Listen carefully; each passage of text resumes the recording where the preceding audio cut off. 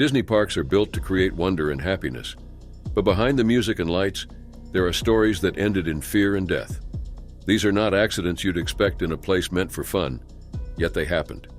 And they remain some of the darkest moments in Disney's history. In this video, we'll uncover 5 disturbing deaths inside Disney parks, real events that reveal how quickly joy can turn into tragedy.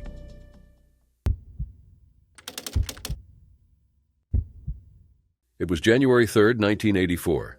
Regina Dolly Young, a 48-year-old woman from Fremont, California, was spending the day at Disneyland with 4 friends. That afternoon, the group decided to ride the Matterhorn bobsleds, one of the park's most famous attractions. It was a choice that would lead to tragedy, and later, one of Disneyland's most unsettling ghost stories. Dolly sat alone in the back half of an 8-passenger bobsled, while her 4 friends sat ahead of her, unable to see what was happening behind them. As the sled sped along the narrow track through sharp turns and dark caverns, Dolly was thrown from her seat and fell onto the track. Just seconds later, another sled came around the bend, moving at about 20 miles per hour. It struck her. The ride automatically shut down within 30 seconds. By the time staff and emergency teams reached her, Dolly had passed away. Her friends had no idea what had happened until the ride ended. The area was quickly closed. Witnesses recalled fire engines and medical crews coming through hidden paths, while costumed cast members, including Mickey Mouse, tried to distract nearby guests. The ride was cordoned off as quietly as possible, but news of the accident spread quickly, and people began asking how such a thing could happen on a ride built for safety. The Matterhorn bobsleds had been operating since 1959. It was Disneyland's first steel roller coaster, designed to resemble a high-speed trip through the Swiss Alps. Each sled held 8 passengers in 2 linked cars, with seatbelts securing riders. At that time, the ride used friction-style belts. Riders had to slide the belt through a buckle and clamp it shut, different from the snap-in style car belts most people know today. After Dolly's accident, her belt was found unbuckled but not broken. Officials said there was no mechanical failure. It had either come undone or had not been fastened correctly from the start. Disneyland stated that employees had checked every rider before departure. The lingering question remained: if Dolly had been buckled in, how did she fall out? Even Disneyland spokesperson admitted that there had been no breakdown, only the matter of a woman coming out of the vehicle somehow. The spokesperson also wondered how such a thing could happen. An investigation confirmed Dolly was thrown from her seat midway through the ride on the Tomorrowland side of the mountain. The ride reopened the very next day. Dolly's family soon filed a lawsuit, accusing Disneyland of negligence. Her estranged husband, John Young, along with their 2 adult sons, argued her belt hadn't been properly secured. They even claimed to have photographs of Dolly in the accident scene and asked to inspect the ride for design flaws. The family sought $5 million in damages. The trial was scheduled for March 1988, but before it began, the case was quietly settled. Terms were kept secret, and both sides were barred from discussing details. Disneyland later replaced the friction-style belts with snap-in seat belts, though the park said it was unrelated to the accident. This was not the first fatal incident on the Matterhorn. In 1964, a teenage boy stood up during the ride and struck his head, later passing away. Dolly's case was the second, and last, fatality on the attraction. But Dolly's story never faded. Cast members soon began referring to the spot where she died as Dolly's Dip. Some employees said they felt watched while walking the track at night. One former ride operator recalled always sensing Dolly's presence and even greeting her out loud during late shifts. Others described chills, flickering lights, and even shadowy figures near the dip. Visitors also noticed strange moments. Musician Brick Smith recalled visiting Disneyland with Mark E. Smith shortly before the accident. She said Mark had an emotional reaction to the ride, even calling it evil. Just minutes later, emergency vehicles rushed in and the Matterhorn was shut down. News soon broke that Dolly Young had died. Years later, Bricks admitted something personal. Her grandparents used to call her Dolly. She described the entire event as surreal, almost like a warning. Since then, Dolly's Dip has remained an unofficial name whispered among employees.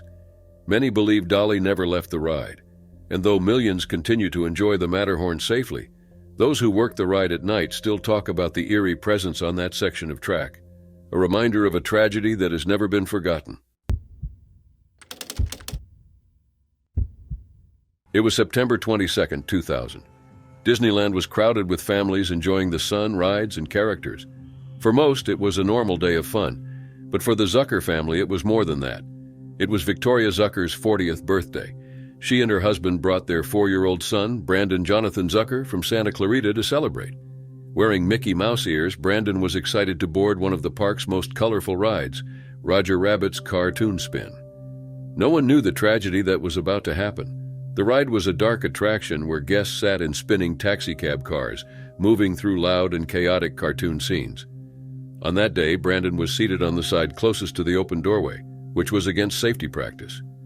The smallest child should have been seated furthest from the open side. Worse, the lap bar wasn't fully lowered. The ride began. At some point, Brandon slipped out of the moving car and fell onto the track. The ride didn't stop. Another vehicle came from behind, striking and dragging him about 10 feet. His small body was pinned under the car for nearly 10 minutes. Brandon suffered severe injuries. His heart stopped, and he was rushed to the hospital in cardiac arrest.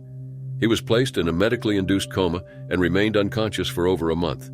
When he woke up, he could no longer walk or speak. His brain damage was permanent. Investigators found that Disneyland staff had ignored seating protocol and had not secured the lap bar. To make things worse, the ride operator didn't call 911 right away. Instead, they called a supervisor who was on break, wasting critical time. The state ordered Disney to change its emergency response rules. 3 months later, Disney redesigned the ride. Cars were fitted with locking doors and bottom barriers to prevent entrapment, bumpers, and sensors to detect if someone fell on the track. Disney insisted these were routine changes not directly linked to Brandon's accident. The Zucker family sued Disney. The case never went to trial and was settled in 2002, about 17 months later. Though the exact amount was never revealed, experts estimated it was between $20 million and $30 million. The money went toward Brandon's lifelong medical care. Brandon's life was never the same. He required constant care, couldn't move or feed himself, and lived with scoliosis, infections, and ongoing therapy. His mother still described him as a wonderful son who smiled and laughed at times, despite everything.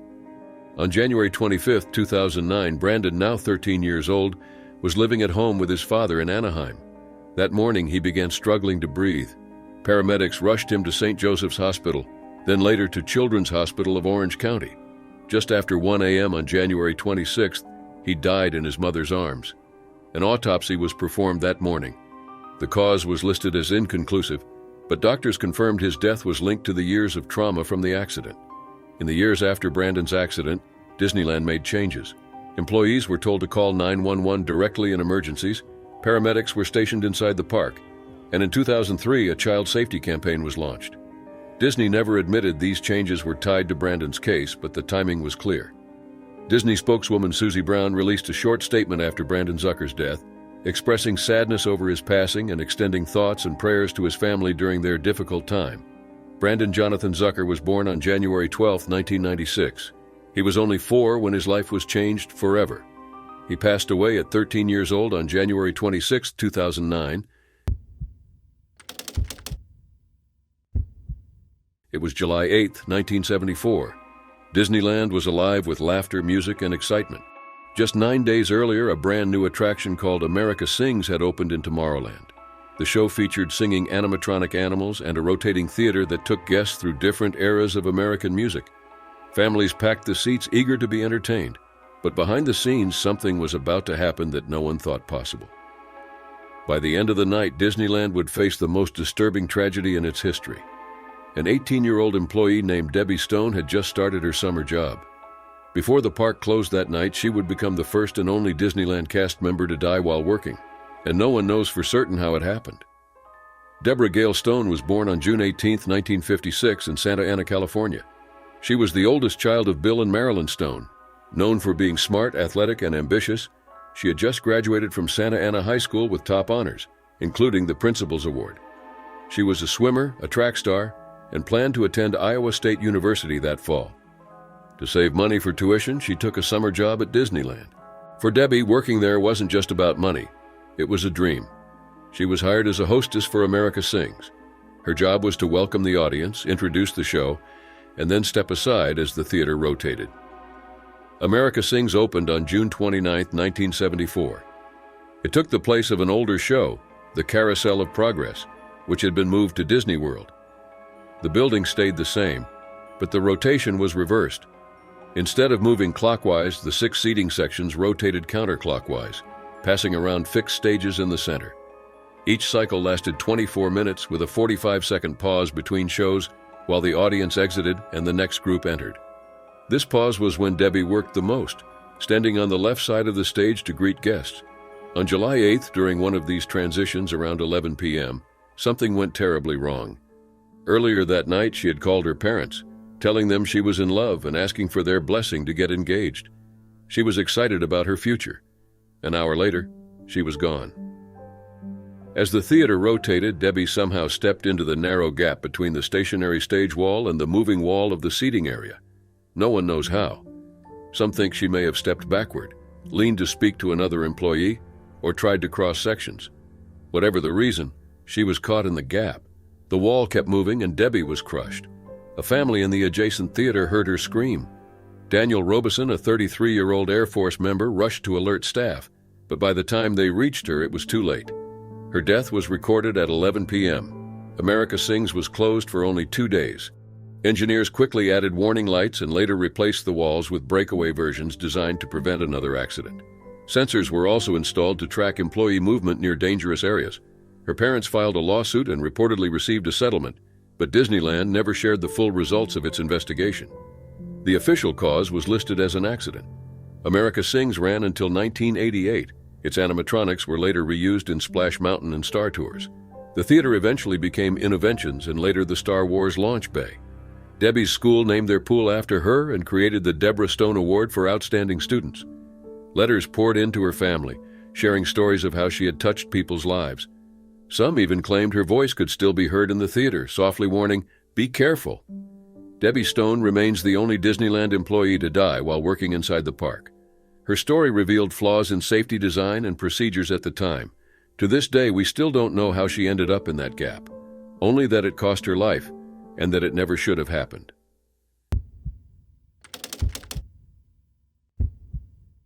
It was September 5, 2003. Marcelo Torres, a 22-year-old graphic designer and aspiring animator from Gardena, was spending the day at Disneyland with friends.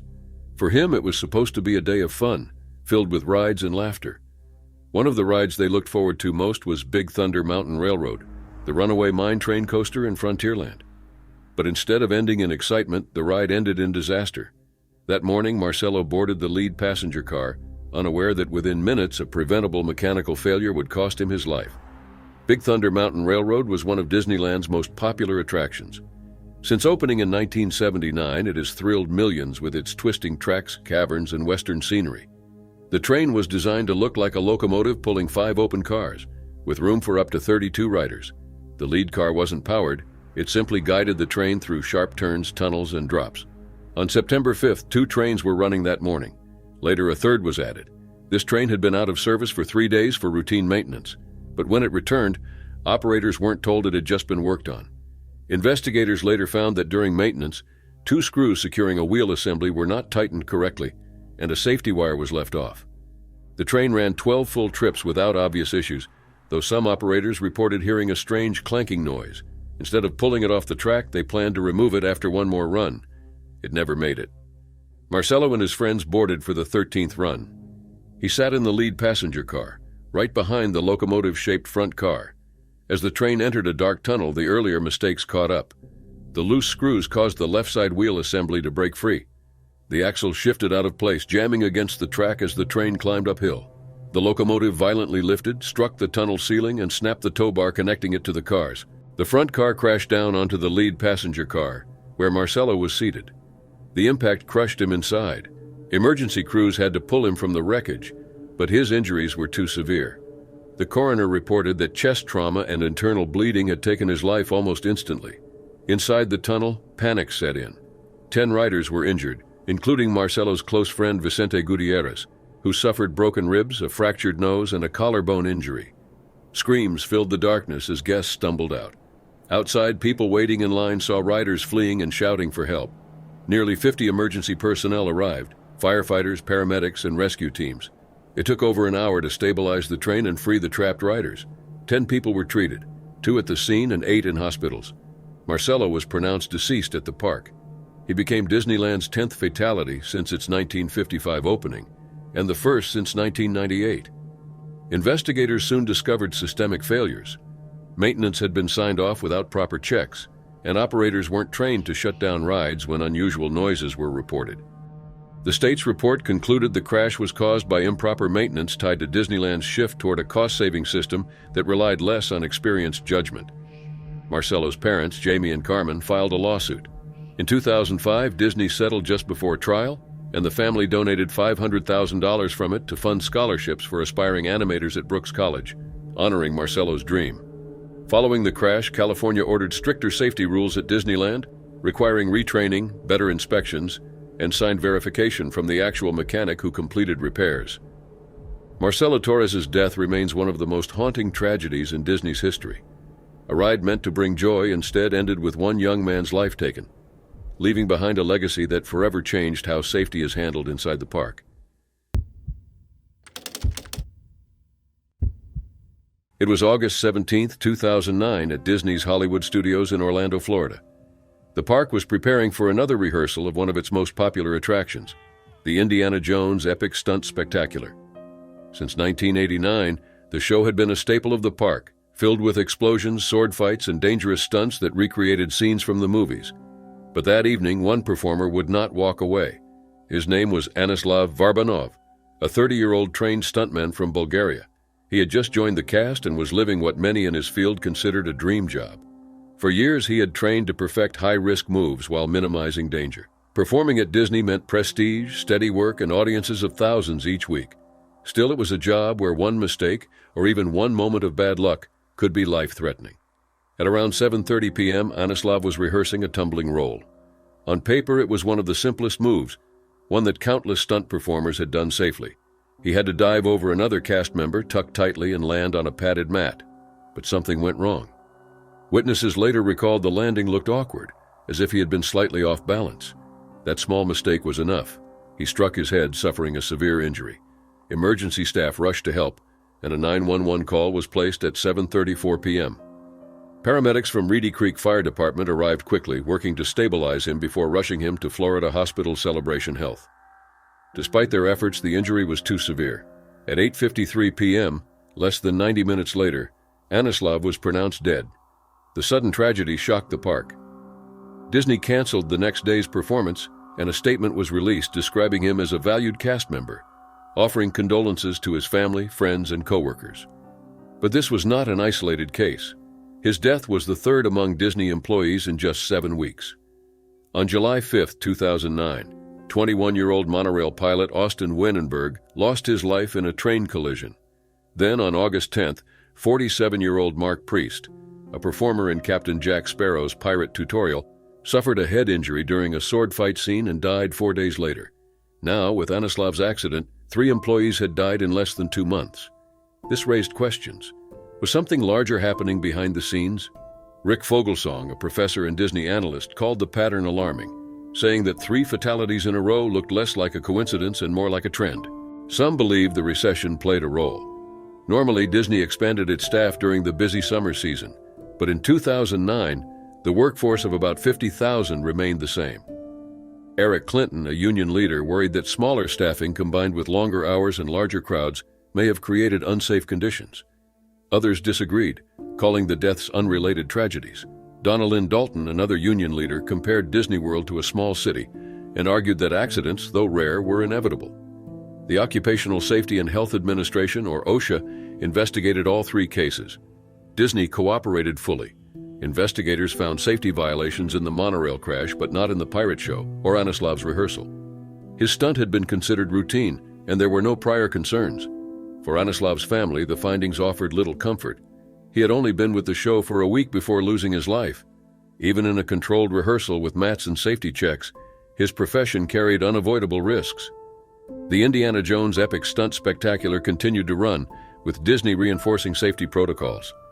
Yet for those who knew him, the memory of that night lingered. In less than 2 months, 3 Disney employees died under different circumstances, but all while doing their jobs. Among them was Anislav Varbanov, whose life ended during a move that should have been routine. His story shows how even the simplest stunt can turn fatal in a single instant.